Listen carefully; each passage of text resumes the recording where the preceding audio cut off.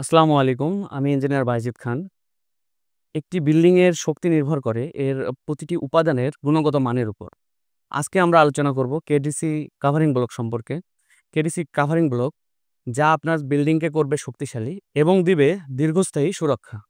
Covering block হলো ছোট ও গুরুত্বপূর্ণ একটি উপাদান যা ফর্মওয়ার্ক এবং রডের মাঝে সঠিক দূরত্ব বজায় রাখে এবং কাঠামোকে মরিচা ধরার হাত থেকে রক্ষা করে এবং আপনার স্ট্রাকচারকে শক্তিশালী সুরক্ষা প্রদান করে।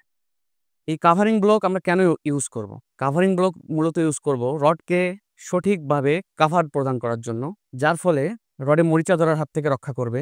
২ নম্বর হচ্ছে আপনার কাঠামোর ফায়ার রেসিস্ট্যান্ট বৃদ্ধি করার জন্য। ৩ নম্বর হচ্ছে কাঠামোর লোড সঠিকভাবে স্থানান্তর করার জন্য। ৪ নম্বর হচ্ছে ডিজাইন কোড মেনে চলার জন্য। আমাদের যে বিএনবিসি 2020 আছে, এখানে সঠিকভাবে স্পষ্টভাবে উল্লেখ করা আছে কাভারিং ব্লক ইউজ করার জন্য।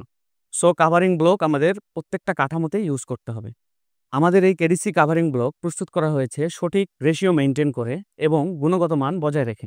আমরা এই কাভারিং ব্লকে সঠিক রেশিও মেইনটেইন করে ইউজ করেছি সিমেন্ট, স্টোন ডাস্ট, ছোট পাথর এবং বালি। আমাদের এই কাভারিং ব্লক বুয়েট সার্টিফাইড এবং বুয়েট টেস্টে এর স্ট্রেংথ এসেছে 5000 PSI এর উপরে। আমাদের এই কাভারিং ব্লকের সঠিক স্ট্রেংথ থাকার কারণে এটি সহজে ভেঙে যায় না।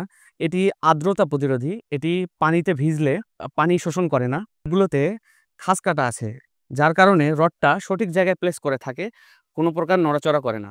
এখানে আমাদের তার বেঁধে দেওয়ার অপশন দেওয়া হয়েছে, যাতে ব্লকটি কংক্রিট ঢালার পরে ছুটে না যায়।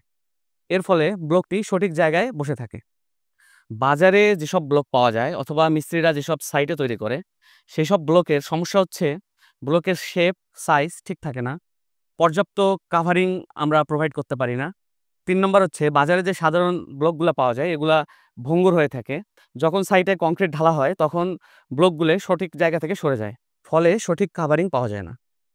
সঠিক মানের ব্লক ইউজ করলে আপনার বিল্ডিং হবে মজবুত এবং দেবে দীর্ঘস্থায়ী সুরক্ষা।